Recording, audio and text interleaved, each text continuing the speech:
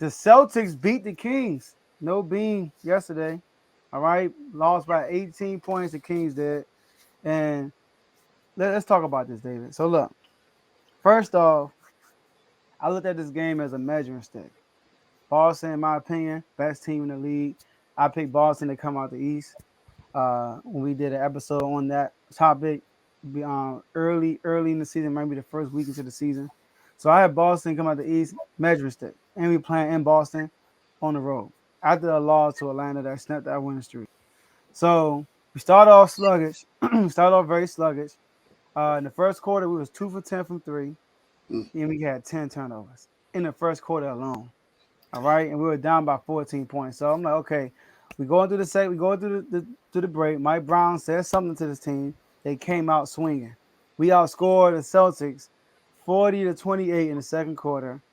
Right, still shot poorly from three. We shot like 25% from three, but 64% from the field because we was getting the paint a lot, and also we only had 2 turnovers. So the game flipped. We were down by 2 going to halftime. With 4 minutes left in the third quarter, an avalanche happened. We were up 84-78. I looked up this team, the Celtics went on a 16-0 run. We missed 7 shots straight. 5 of those 7 shots were threes. Missed all 5 of those threes. And we never recovered from that. All right. That was the game right there. So I tweeted right before the game, we're going to need Keegan Murray for this game. Keegan Murray was 1 for 6 from three. He's been playing so poorly recently, and it's a mental thing. He got to get over this mental block he's been going through in his rookie year. He only had 2 good games the whole year. Really, he had 1 good game against the Clippers, I believe, and he had a good game against another team that we against Golden State. All right, so but those 2 games were at home. Those were his great games from three. But he did have 10 rebounds, and he hit his first three in the fourth quarter when the game was basically over. All right, so I look at Keegan Murray was 1 for 6 from three. Kevin Herter was 0 for 6 from three. Malik Monk was 1 for 6 from three. Combined, these guys were 2 for 18. Mm. So if you're gonna play a team like the Celtics, I'm not. If you have an off night, that's cool. But you can't be turning the ball over like we did. We had 18 turnovers, 10 in the first quarter, like I told you. And they were capitalizing off our turnovers. They had a lot of points on turnovers. I don't have the actual number with you right now. But we shot 25% from three, while they shot 43% from three. So I do think that like Boston, where they had that 1 through 5, they can switch. And I think that kind of bothers us because it's the first time we had to deal with that all year, especially Kevin Herter.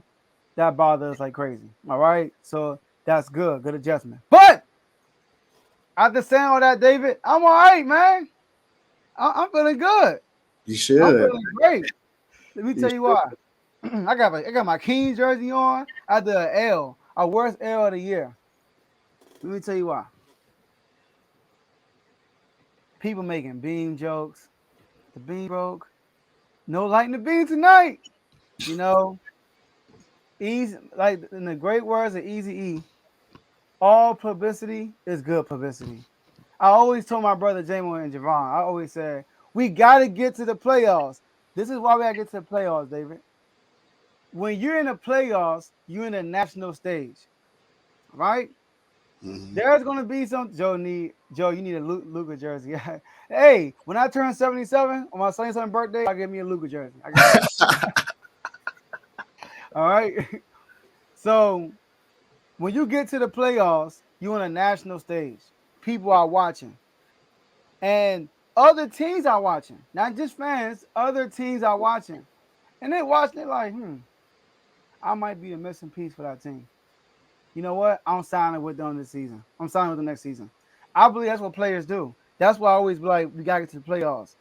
But guess what? With this beam stuff we got going on, when we win, light the beam. The crowd will be like, the Kings lighting the beam.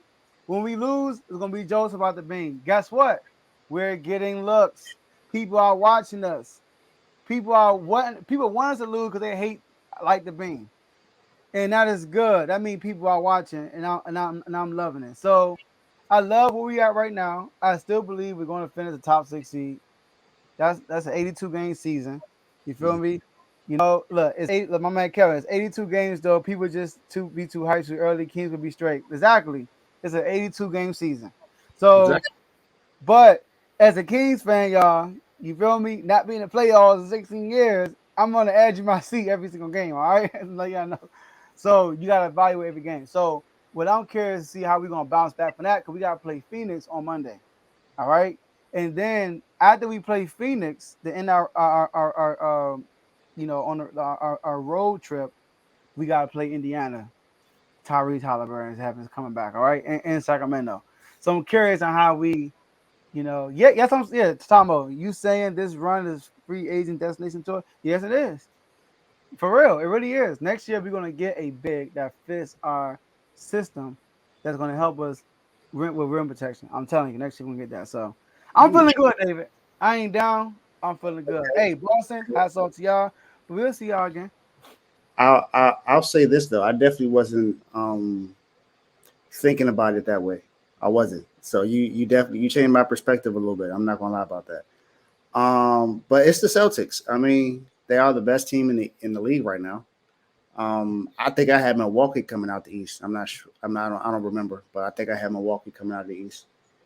Um, man, I mean, I'm just gonna go back to. I'm just looking at the box score from how y'all played yesterday. So I think the only two consistent players that you had were your two starters, Fox and Sabonis. Everyone else pretty much didn't really put up much. And Fox, I can't even really say Fox was really good yesterday because he was 6 or 17 from the field. Two But for he was one. the best. He was by far the best 3 point shooter y'all had. He was the only one that hit more than 1 3 yesterday. So, I And they mean, were he did contested that. too, all of them.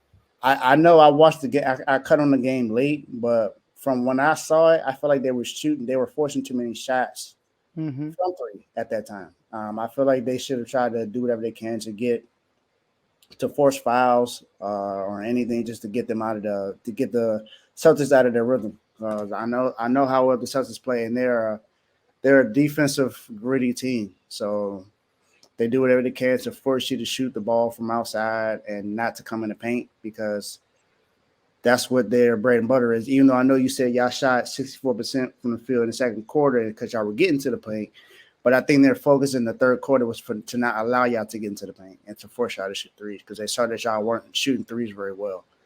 And I feel like that game plan for them worked. And yeah, Keegan Murray didn't play it well at all yesterday. He only made one shot the entire game. Yeah, He was 1 to 8 from the entire field. that's been Keegan.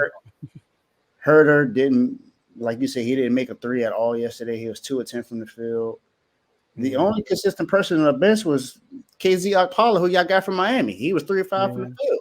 Malik Monk played good too. He was just missing his threes. Yeah, Malik Monk was 4 of 12. And then Davion Mitchell, he was 5 of He was 6 from good the field. too. He Davion hit was really good. and he made his only three that he shot, so that's pretty good. I mean, I think y'all gonna be straight.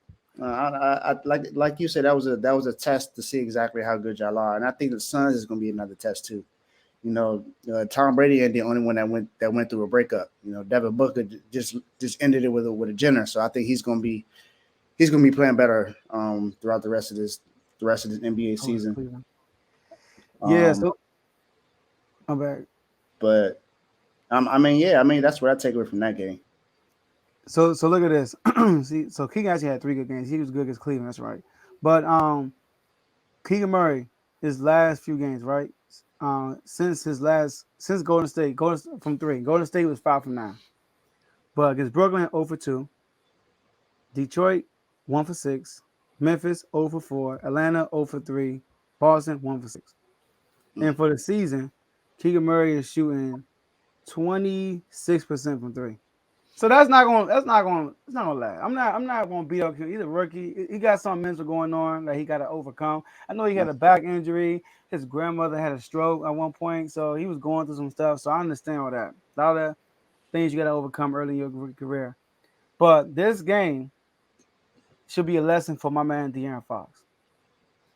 When you are a star of your team and your team is playing like this one of them games he got to put the team on his back and Hmm. then go crazy from start to finish. That's what I And would say. He actually was doing that. Second quarter, he had 11 points. The second quarter, double digit. But the third quarter came, and then it was just a wrap after that, you know. But hey, lesson learned. It's an 82 game season. Mike Brown, man, I trust him. You know, I trust the team, the big picture, and we're gonna be straight. We're gonna be straight. All I know is now somebody's going to say the league figured out the Kings, and I don't think that's the case. Oh no, we just had an off night. It's all good.